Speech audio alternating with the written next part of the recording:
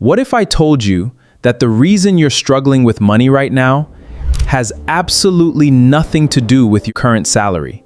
Long before you earned your first salary, you were already learning about money emotionally. Your childhood is still quietly controlling your wallet. Think about it. Why do two people earn the exact same income, but one builds wealth while the other is broke by the second week? The difference isn't structural, it's psychological. Psychologists call this your money identity. As children, we absorb financial beliefs from our environment like a sponge. Some of us grew up in homes where bills caused constant shouting matches, and survival felt like a daily battle. Others watched reckless spending, fake appearances, or a total lack of planning. Without realizing it, you carried those blueprints into adulthood. Do you overspend today? Maybe it's because you lacked basic things as a child, and now you're trying to finally enjoy life. Do you hoard money fearfully? That's the ghost of poverty making you afraid to live. Do you avoid looking at your bank statements? That is financial anxiety taking the wheel. We inherit lies like money always finishes or people like us can't succeed. These invisible scripts dictate your spending habits, your earning confidence, and how much risk you're willing to take.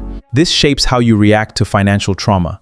Pain from unpaid school fees, public embarrassment, or feeling less than others creates deep, silent shame. And in adulthood, that shame manifests as toxic habits. Buying expensive luxury items just to feel worthy, hiding debt, or competing with people who don't even care about you. This leads straight into a scarcity mentality.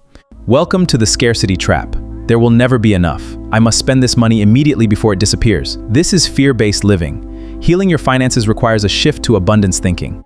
Abundance doesn't mean careless. It means realizing that your skills can create opportunity, that patience yield results, and that money is simply a tool, not the measure of your self-worth. You could not control where you started financially, but you have 100% control over the habits you continue and the future you build. Your background explains your habits, but it is not a life sentence. To break the cycle today, you need to answer 4 hard questions. What financial beliefs did you inherit? Which of your current money habits is purely emotional? Have you ever used spending to prove your worth?